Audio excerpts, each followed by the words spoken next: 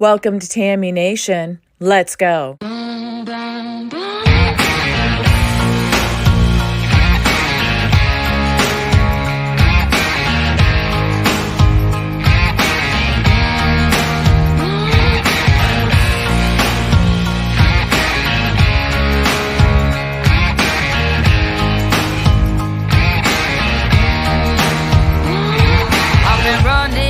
From 9 to 5, been biting my tongue for all this time. Won't let anyone cut me short. I was thinking this was the way to go, and you put up your puppet show. I say cheers to life. No, I'll be no good man's wife. Just leave me alone. I'm running the show. I'm telling you, it's my time to rise up. Live the life I'm proud of. No, you better go home. Hey, good Friday evening, everybody. Welcome to Tammy Nation. It's a little bit late tonight, but better late than never, right? I came across a couple stories today I wanted to cover before the weekend. And also the one we're going to cover last is the one about Desantis, and hence the title of the show, Desantis asking Trump if he has the balls. You guys, this article made me laugh so hard. It is kind of funny, obviously, but it's also kind of sad too, because of the verbal darts that are going back and forth between DeSantis and Trump. But it did amuse me. And I thought, that's a way to go into the weekend. Everything's been so serious and stuff lately that if we can find a little something to laugh about here and there, I think that does us good service and stuff. So welcome, you guys. The first thing I wanted to cover, hey, Debbie King, good to see you. And everybody that's here already, thank you guys so much, because I am random. I try to come on Monday through Friday, but my times do vary because of my work schedule. And you guys are always very good that if you're not here when I'm live, you do catch me on replay. And I really do appreciate the information people send me. Along with the suggestions and the thanks and everything else, the communications that you send me via email is wonderful too. So the first thing I want to talk about this evening, hey Zoe Bonnie, you caught both of them today. That's good. Was the HR2 bill that Speaker Mike Johnson was on Fox Business Live talking about. And what it is says the HR2 bill, what it would do would finish the border wall, because it is securing the Border Act of 2023. Actually, it passed in the House May 11th of 23, and it was supposed to go to the Senate, but it was dead in the water.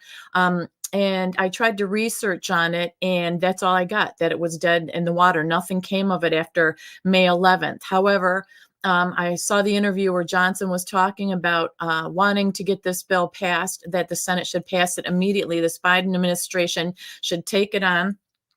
And his concern is that they're going to ask for more money, and that's a big no-no. But the HR2 bill is what that is going to do, is going to finish that border wall.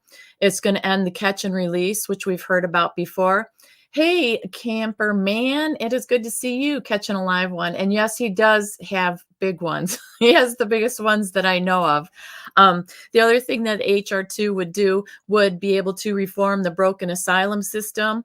It is going to also end the abuse of parole authority and restart Remain in Mexico. So what I'm hoping is, the sounds of it, that it will pass. We don't hold our breath with the Senate and the Biden administration, because we know how they play games, and they want to tie money into all these different bills, making them omnibus bills. But this is supposed to be about the border mostly, and we'll see what happens. Hey, Kimberly, it's good to see you. But we have to remember that the reason we're in this condition isn't a lack of money. And that's what Mike Johnson was saying. It isn't like we lack money for this. It's the bad policy. And Mayorkas and Biden both opened the border and allowed all this to happen. And if you recall, Director Wray just said not long ago that there may be that T word that I don't want to say the whole word, but the bad people cells that are probably here and setting up to know who knows what to do what to us here on our own soils. But that's what they're concerned about. And, you know, they set all this up themselves by allowing the open borders and everything else. And not only that, we know about how we're not able to support these people and everything else because there's so many of them in there. But this article that came out from Just the News saying that the largest cities in the US are requesting $5 billion for overwhelming immigrant inflow. Do you think? Biden has already requested $1.4 billion in emergency supplemental funding, but the mayors claim without additional funding, listen to this, what do you think is going to happen? Without additional funding, they are going to cut essential city services. Isn't that ridiculous? So now not only are we paying the price for jobs, housing, and trying to take care of these people, but now essential city services are going to have to be cut if they don't get extra funding. And what do you think that's going to mean? Garbage everywhere, police, buses, everything. It's going to just start tanking our cities on another level.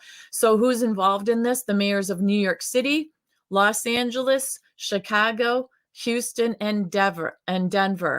And what are they? Sanctuary cities, right? They explicitly declared themselves as sanctuary cities, and they issued a letter requesting to meet with Joe Biden to ask for $5 billion to fund overwhelming migrant inflows. So they said we need to address this crisis without further delay, that we're requesting an urgent meeting with you directly, Mr. Biden, to discuss the ways we can work with your administration to avoid large numbers of additional asylum seekers being brought to our cities with little or no coordination, support, or resources, wrote the mayors in their letter.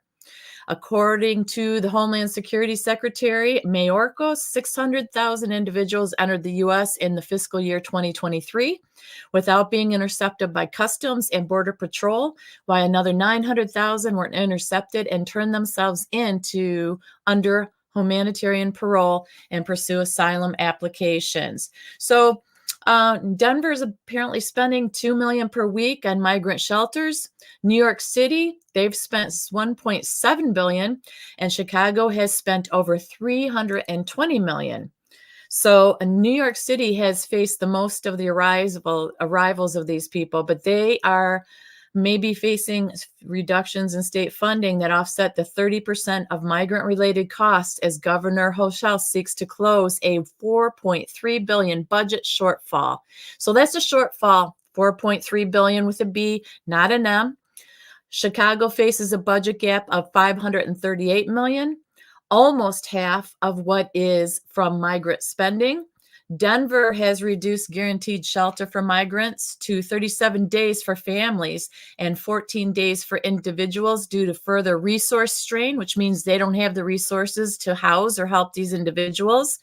Los Angeles has not faced a similar level of influx because the city no longer attracts as many migrants as it once did due to the cost of living and other quality of life and opportunity challenges. So doesn't that sound like a hot mess, a mess that these mayors and this government has self-inflicted onto this country? It is ridiculous. Hey, Kathy Taylor, it's good to see you as well. Welcome, welcome. It's morning for you, I think, in Australia, but this is a hot mess. So yeah, so what did they do? And we know this, they opened the borders. We know that they weren't vetting anybody that came through. We know they were giving them phones and charge cards. We know that they've been giving them housing in New York. You know, these people are being housed in New York City hotels that I've never been to. Maybe you've never been to either. We couldn't afford to be there, you know, and what do you think is going to happen with that? What do you think the conditions of these hotels are going to be? And who do you think is paying for it? So once again, as I read through that article, it's millions and billions of dollars that once again are not going for our own citizens, but are going for these illegals and trying to take care of them while our homeless and everything lay on the street and they don't have the resources. Once again, it is a very simple thing that no matter what side you're on, you would think that if you take care of your own citizens first, the homeless, the vets, everything else that we talk about on and on and on, and it never gets taken care of, but you would think it would be a simple solution. If you're pro-America and pro the citizens, you would simply take care of that first. But it's been slammed down our throats. We've been having to deal with these illegals across our cities, the violence, the amount of dirt and excess of debris and garbage that's left behind, that these people are stuck to camp out on the streets outside the hotels, et cetera, et cetera. It does not, and not to mention the amount of disease that can spread. We were worried about that for a while, weren't we not? So like I said, we're hoping this HR2 bill goes and passes through the Senate. Not holding up my breath, because after what Mike Johnson said, he thinks the Biden administration is basically, or the Dems and or both, are just going to come back and ask for more money and try to tie in other things into this HR2 bill, which is just disgusting.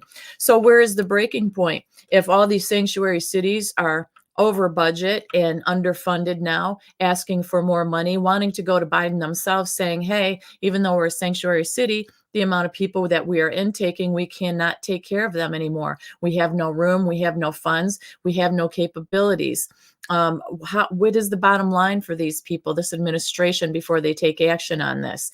And like I said, this bill passed May 11th of 2023, and nothing's been done of it since. And you have to ask yourself, why?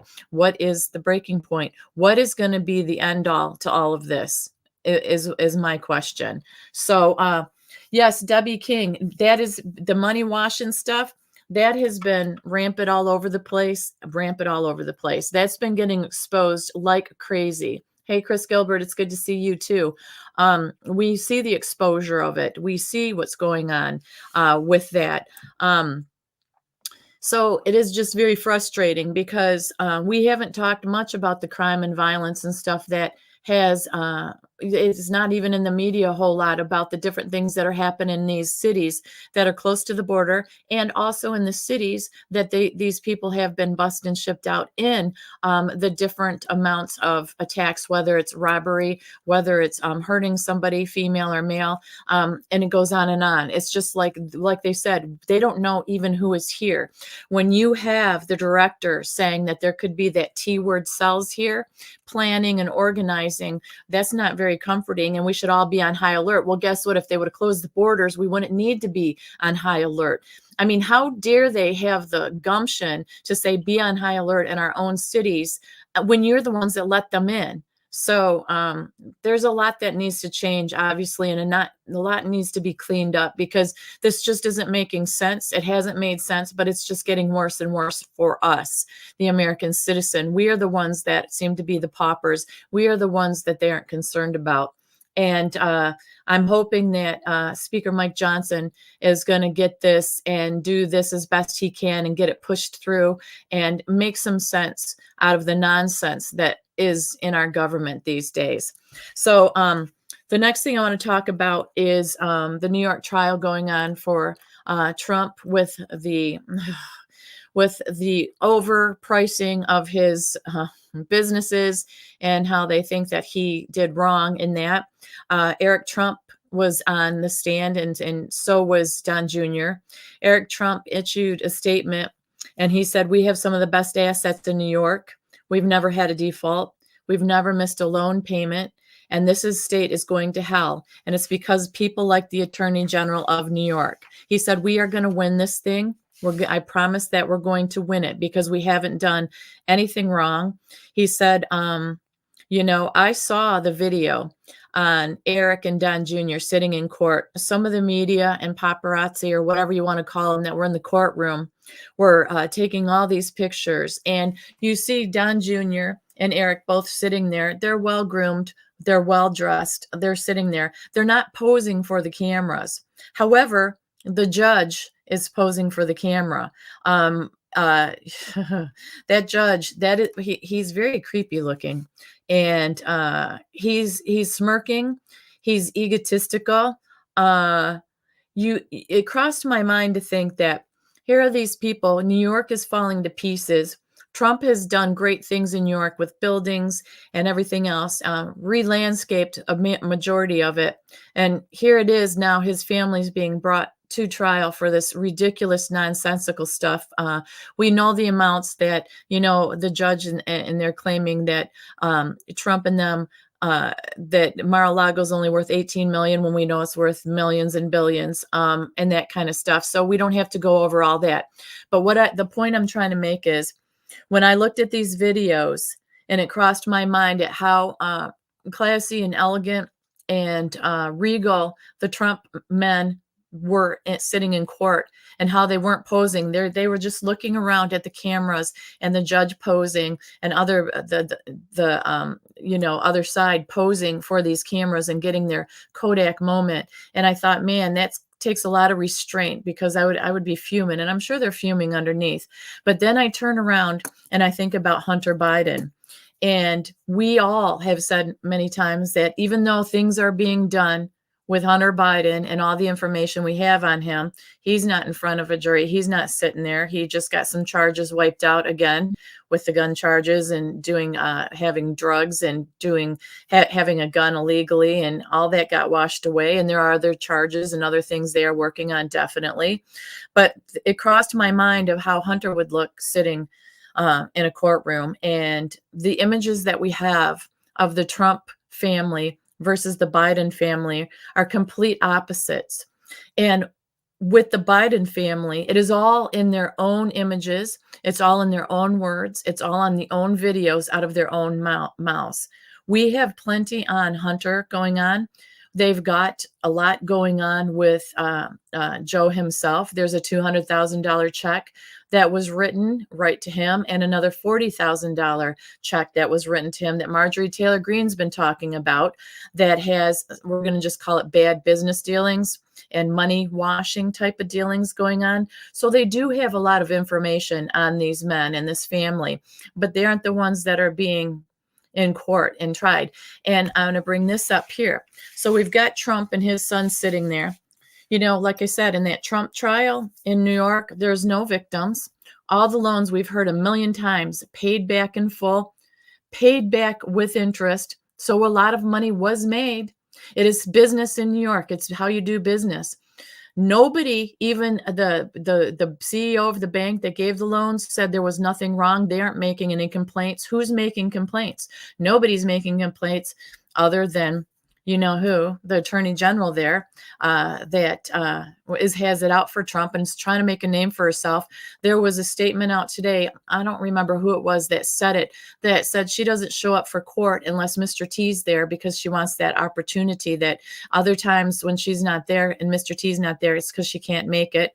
But they're saying that she just wants that fame. She wants that, golden star on her name that she took Trump down, which I don't believe that is going to happen. But I'm going to bring up this book here. So I know you guys have heard of it and it's been online, but this is the book about the laptop, the Marco Polo book. Now look at how thick this is. Okay, and this book has nothing but documentation in it off of his laptop. Now I can't even show you pictures, because why? A lot of the pictures in here are of young naked women, or of Hunter Biden with the crack pipe hanging out of his mouth, or it's got different released statements of different dealings that the Bidens did and he did, including his father. And I've started reading through this, and the ties, China, Romania, it goes on and on. All the who, what, when, where is laid out in here. Okay. So there is so much information on here that it's overwhelming. Each page of this book has so much stuff in there, including China and everything else. But to give you an idea, this is a clean page that I won't get in trouble for. So it's right here. So they've got it off of his laptop, all this information. Okay, they've got pictures of the people involved. They've got time, date, dollar amounts, verifications. They've got just everything you could want off of this laptop. And I know for a while that people said, well, the laptop could have got tainted. It went away because it could have got broken into, or somebody could have adjusted it or whatever. But that's been proven that it's not true. That's not true at all. But the people who get tired of this, or are pro Biden, or pro not wanting to see what's going on, will say that and say, oh, that's been proven that it's not true. Yet they should read this book. And believe me, I have some people of my own that are around me that I will show this book that I finally got my hands on, because it is overwhelming amount of information. And you wonder, how in the heck is this going on, that the Trump boys, men, sons of Donald Trump are sitting there in court, yet Hunter and his papa are just running around free. There's no book out like this thick, with information on the Trump family, is there? Their own business records and statements, their own emails to each other. All the investigations that have ever been against him have been hearsay. And how many of them have been proven that they were false? How many people have been being exposed that all the stuff that they did against Mr. T with Russia, and everything else, false dossiers? We've got people who lied. We've got foundations that were funneling money. Okay. And there's no book like that, even on Trump. Even then, when they were having all this, and they were claiming that Trump did all this, and they never had a book out like that. And we've got a nice big fat book here on Hunter Biden and all those dealings. So if you haven't looked at the book, or if you haven't gone online and found the documents online, it's pretty amazing that, and it is infuriating. It is really proof that there's a corrupt, two-tiered justice system in this world, and that there are a lot of people that want power and want to do dirty dealings, and don't want the truth, and could care less about this country, that actually have the power they should not have at all. So like I said, those 2 checks came out.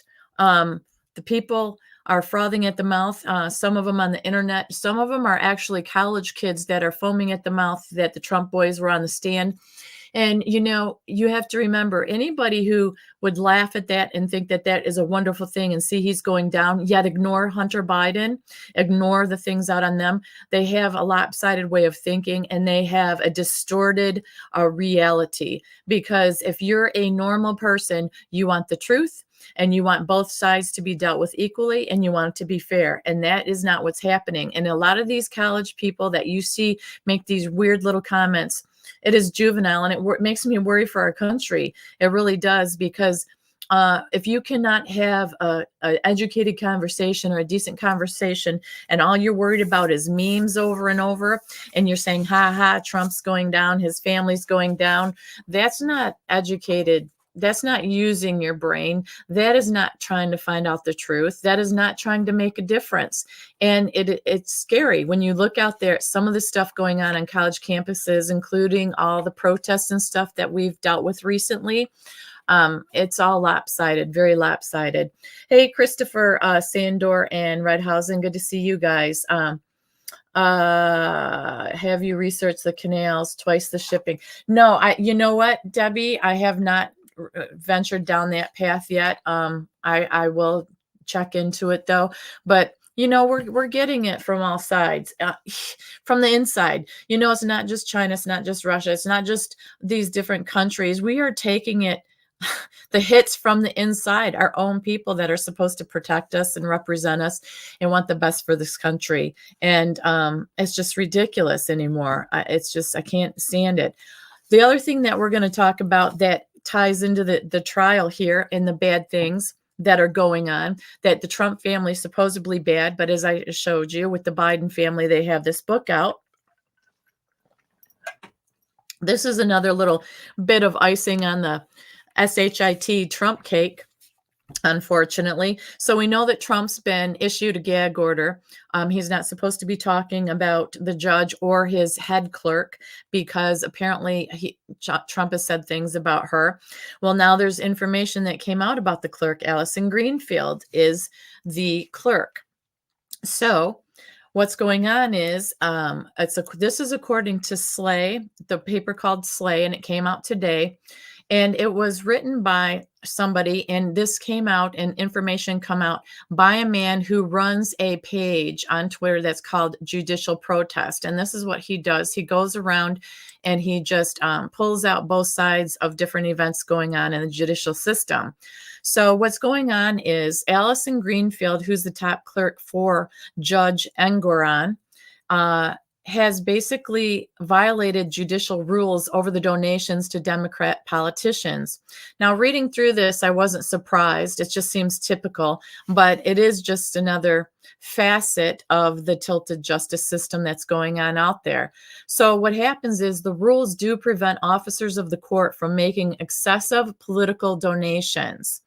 And it appears that Judge Engoron was also advised of Greenfield's violations in a 72-page complaint addressed to his court via email. And that was through this judicial protest that is on X, okay? So it says that the gag order prevents Trump from criticizing the law clerk, which is her, and he fined Trump $15,000. However, the evidence that's laid out in this 72-page complaint is crazy. You can actually go on X and go to judicial protest, and you will see all the information, the 72-page document that he filed, and it breaks everything down. It's in black and white, and you can see it. And it was basically ignored. In the letter that was issued to him, it says, during the pendency of People versus Trump, Allison Greenfield engaged in unethical partisan Democratic activities. Her Instagram posts, which were screenshotted before she sent her account to private, shows that she not only ran for office as a Democrat during the pendency of People versus Trump, but that she also canvasses, campaigned, and petitioned for Democratic candidates like Senator Chuck Schumer, Representative Carolyn Maloney, Representative Jerry Nadler, among others. He said that Justice Engoron should be investigated and removed from the bench. Allison Greenfield should be disbarred for her unethical behavior and misconduct. So it was because she gave excess donations that she shouldn't have done, because it's limited to how much you can do. So the website and off of X or Twitter is there. You can look over this complaint and what this man has brought forth to the judge, who totally ignored it. Basically, the breakdown, it says, this year and last year, Greenfield has vastly exceeded the $500 threshold. So she's been his principal law clerk for several years and first started in this position in 2019. But in the 2 most recent years, she violated the ethics rules for judicial staff. In 2022 alone, she gave thousands of dollars in donations to Democrats. And basically, he said that the donations are publicly available and can be found in New York's elections database. So yes, this is one person on Twitter with a smaller following, but he did put forth this 72-page document to the judge. He does have all the information that backs all these claims. And of course, this isn't in mainstream media at all. This just kind of broke today. But he has the breakdown of the donations that include the date, the time, and how much. So he said in 2022 alone, Greenfield gave $3,335 in political donations to Democrat candidates and caucuses in New York. And that figure is 6 times the maximum that's allowed annually for the court officials like herself to give. So she, in 2023, she's continued, he says, to pump money into the Democrats. And like I said, remember, it's a $500 maximum. But the donations for 2023 thus far include $400 to the Democratic Club on March 23rd, $20 to Friends of Kim on February 6th, $250 to the Liberal Democratic Club, also $56 to Greenfield for Harvey in New York, and then another $75 to New York City Democratic Committee. So she's given $1,100 to Democrat candidates and caucuses, which is more than double the annual amount that she's supposed to give by ethic rules. So This is a person that you would say that she's kind of tilted in who she in her oath. They're supposed to be honest. They're supposed to follow the rules, and it's just another example of somebody that is breaking the rules. That's being allowed to break the rules, and her behavior seems very unethical. If there's a $500 limit and she keeps going over the limit right there, that should be a problem. And I think it's disgusting. You find this stuff out. Like I said, it just broke today. When is there ever somebody that is going against Trump that has a clean slate? Is there anybody that is on the up and up and has a clean slate? I don't see it so far. Do you? At all. So it's incredible to me. As you investigate this stuff day in and day out, it's just more of a cesspool that pours out and comes flowing out. And like I said, 9 times out of 10, it's coming from our own people, unfortunately. And the last thing I want to cover is the fun thing. The fun thing. And DeSantis came out and said, does Trump have the balls to show up at the debate? So this article that came out in the New York Post says Ron DeSantis showed off his pair of golf balls Thursday and questioned whether DJT has the balls to join the third Republican presidential debate next week. In a tongue-in-cheek merchandise drop, the DeSantis campaign began selling golf balls with the slogan, Ron DeSantis has a pair. He shows up. So we know that was a taunt towards Trump. It says that the Sunshine State governor also brushed aside recent hubbub about his boots and promised to wear one on his head if Donald Trump can summon the balls to show up to the debate. So we know that Trump made a comment about something looks wrong with DeSantis's boots because he has lifts in his boots to make him look taller. And so people have gone around making memes about DeSantis and his height challenge and these boots, saying that he has lifts in them. However, DeSantis is firing back with this BALLZZZZ campaign. And DeSantis came out on Newsmax and said, this is no time for foot fetishes. We've got serious problems as a country. Okay, if we've got serious problems, you shouldn't talk about foot fetishes in the same sentence or the same little paragraph. It says that, he said he rattled off different things like the border and Israel and stuff like that. But he said, I know Donald Trump and a lot of his people have been focusing on things like footwear. I tell you this, if Donald Trump can summon the balls to show up to the debate, I will wear a boot on my head, Ron DeSantis went on. And Ron DeSantis has 2 balls in this little package. It's red, white, and blue. And this is what his campaign is using. And it says DeSantis with a flag on above it, but he says Ron DeSantis has a pair. He shows up. So he's trying to instigate Trump, because you guys know Trump is so far in the lead. Trump doesn't even need to be there. And it seems like after each debate, this is the 3rd one. Are we even interested in that? With everything going on, DeSantis is right. With everything going on, do we really care about this debate? Nobody's even close to Trump. We shouldn't even be having debates anymore. DeSantis came out and said, this is a time for substance. This is a time for us to debate the issues that matter to the American people. And the question is, are you able to fight for them? So, Trump isn't going to let that lay, right? Trump does have big balls, and he's great at golf too. But Trump fired back and said, Ron DeSanctimonious has been completely emasculated for wearing high-heeled man booties and is now a political eunuch. He did say this.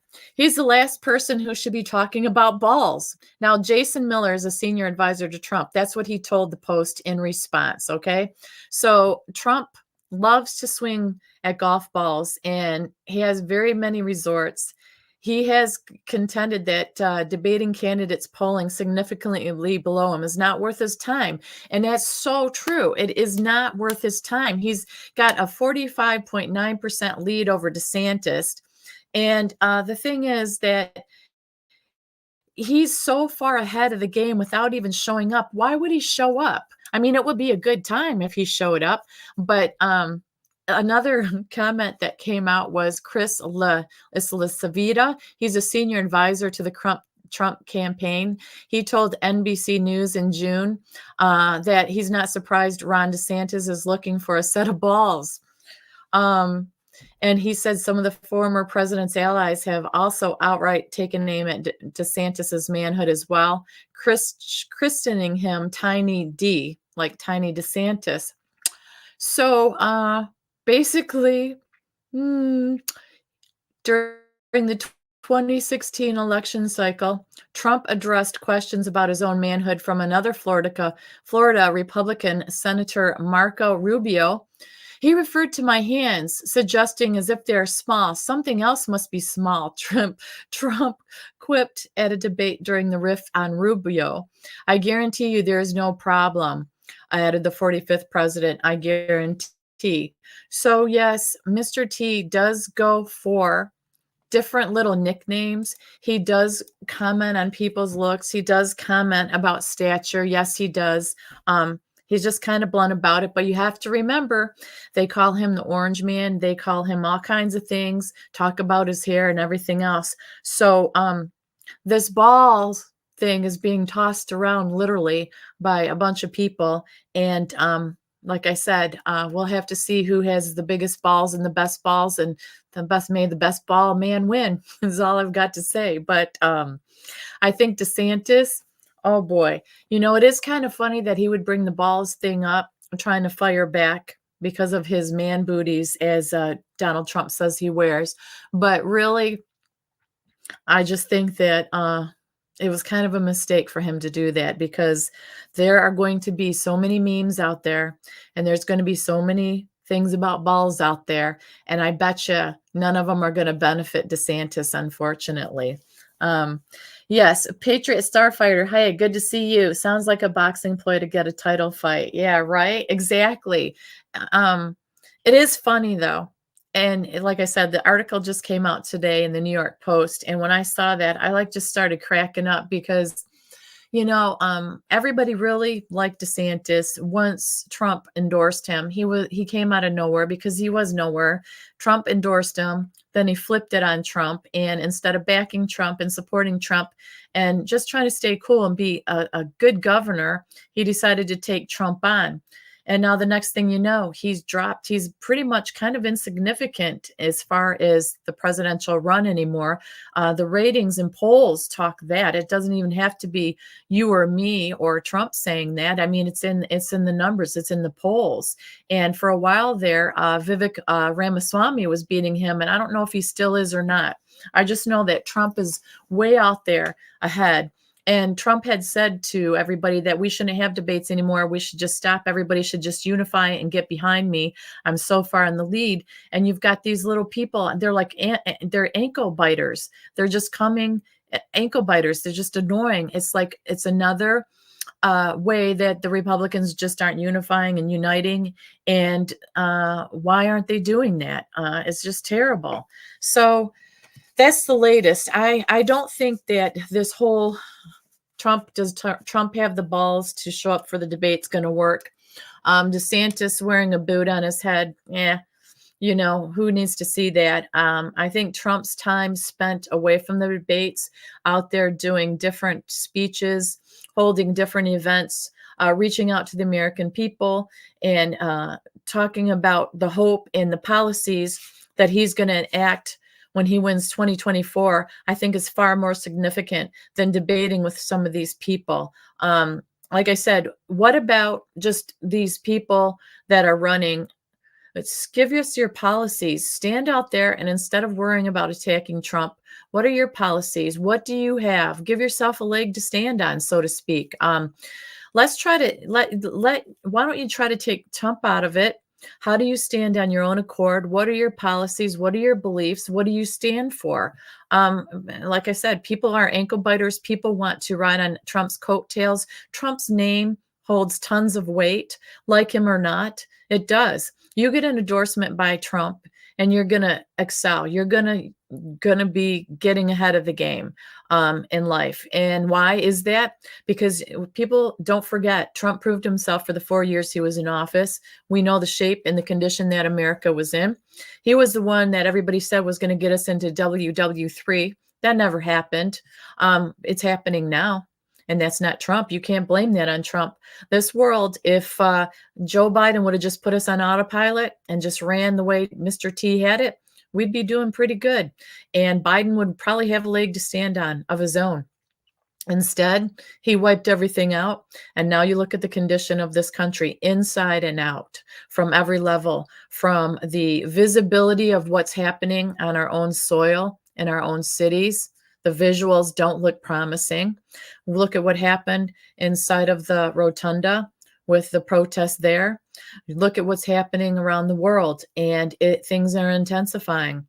When you've got Putin and Xi meeting and together and saying that they're keeping an eye on everything, and when you have Putin coming out and saying that either we are, as a country, are simply stupid or simply corrupt, and if we are corrupt, then we are very dangerous and untrustworthy.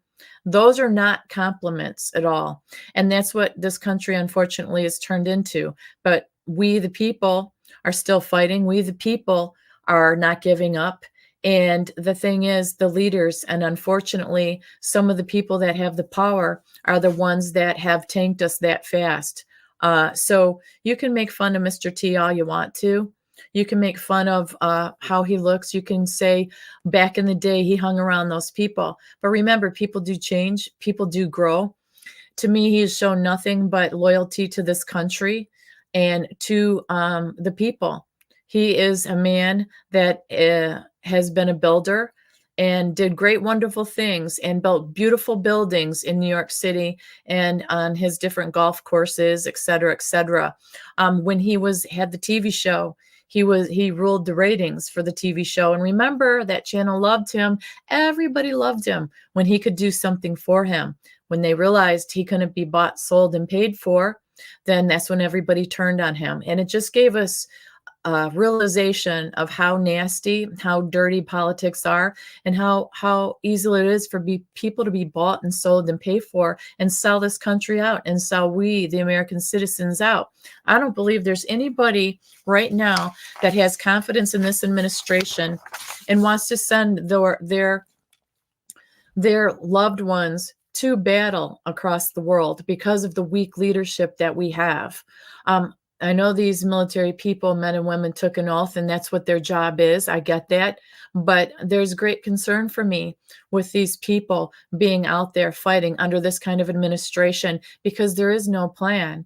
There is no end game. There is no transparency to what's going on. It seems like Biden and the administration is just humbling and bumbling along. They keep just supplying money. And they're not having any kind of accountability for the money they supply, the equipment they supply. All the while, we are sacrificing our funds, the funds for our people, and to keep ourselves safe. And I believe our men and women should be here protecting our borders first. Because we fall, what is going to happen if we fall? We were looked at as the example of a free America, free world, free living. Everybody wanted to come here. It was the land of opportunity. And you look at how it's dirtied up now with people that are here that we don't even know who they are and the atrocities that they're causing, the stealing, the looting, the hurting, the negative things they're doing. It's not like these people that are coming here, and it's not all of them, but the majority of people coming here, it's not like they're all doing good. And they're also, it's an insult to the people that are coming from their countries that have came here in the correct way. It's an insult to them. It's very selfish. It's undermined. They found a loophole and they're racing towards the border. There's like 6,000 people a day that are racing towards and through the border, that there's this huge rush that it doesn't matter if it's a plane they're coming on, because Biden, remember, had that app and you could go on the Biden app and they would fly you here and you had to pay. But he did that. Don't forget that they're shipping them in via boats, trains, buses, you name it. So they have the money, endless amounts of money to allow that to happen. but they don't have the amount of money for us to be able to have stability in our own lives, to have freedoms in our lives, in our house, in our homes, in our families. Let me see. Sorry, I had to run my private office. That's okay. Hi, Sharon Mercer. It's good to see you. Where I type my chat conversations. Yeah, I don't know why it goes in and out. I don't know, Camper Man. The internet is weird, as we know. I mean, it comes and it goes, and people don't get notifications when I go on, and some do. It's just, we just have to fight through it and just do the best we can do. Yeah, right, Patriot Starfighter. He better bring the brass balls so we can hear him clank. That's hilarious. I mean, this is the shape of our country. This is what is in, you know what I mean? It's clown world anymore. I mean, it's past clown world and past Twilight Zone. It seems like it's a little bit of everything combined. It really does. But like I said, I have the faith and I have hope. I believe in the good people like you guys that are fighting and doing what you can do to make a difference. The people that are out there like Mike Johnson, I'm having hope for him, Gates and Marjorie Taylor Greene. And nothing's going to be perfect, you guys. Johnson isn't going to be perfect either. I know that some people aren't happy with the Israel funding and stuff. I get that you want to hear, put America first. You want Johnson to come out and say, here, I'm stopping all money for everywhere. I'm stopping everything. I want to close the borders. I want to take care of us first. Yeah, we all want to hear that, and we should hear that. But I believe that we're not going to get everything that we want right away, that this is the long haul, and that, remember, he has to work with everybody. And he said that both parties are so far apart. They've never been so far apart. And his goal as the speaker is to try to unify, negotiate, and bring things together. And the thing that gives me hope about him is he said he wants to bring people together for the country. He wants to put us first. And all these different bills that come through, he wants it something that's palatable and stomachable for us, the American citizen. So at least we have that now, because we didn't have that before. So we have to just watch things unfold. I know that there's a lot about the stuff going on, about different, cities and different states are exposing more and more of the stuff and bringing it out. So I wonder if that's the next thing to come to pass. I know we've been waiting a long time on that as well, but it seems like things are coming in chunks, right?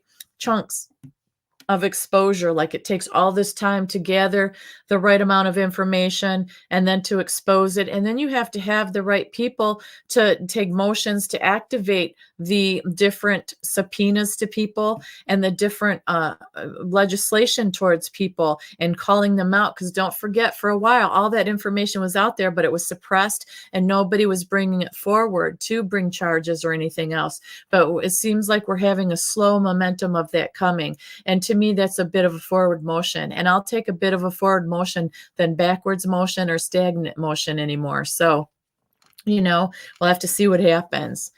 So that's all I have for right now for tonight, you guys. It is very sad, Zoe Bonnie, but you know what? Like I said, when something comes out funny, like this New York Post article, and Trump and Desantis are tossing verbal darts back and forth about balls, it's pretty amazing. You got to laugh at that. You got to try to keep a sense of humor every now and again. Also, don't forget, you guys, we set our clocks back 1 hour. It's fall back. So Saturday nights when I do all mine right before bed, so when I wake up Sunday morning, I don't have to do it and lose an hour right when I get up. I just feel that's like a negative aspect to wake up and already feel like you're an hour behind. So don't forget to set your clocks back 1 hour Saturday night or early Sunday morning, whatever you choose to do. And you know what? Thank you guys so much for joining me tonight. So I hope you guys all have a great rest of your weekend and get some fun and enjoy it a little bit here and there. And we'll have to wait and see what kind of memes come out when it comes to balls and man booties. I can't wait to see those. So with that, I'm going to say I love you guys. Good night. Have a pleasant, peaceful evening and a wonderful weekend. And I will talk to you guys again Monday. Okay? Bye-bye.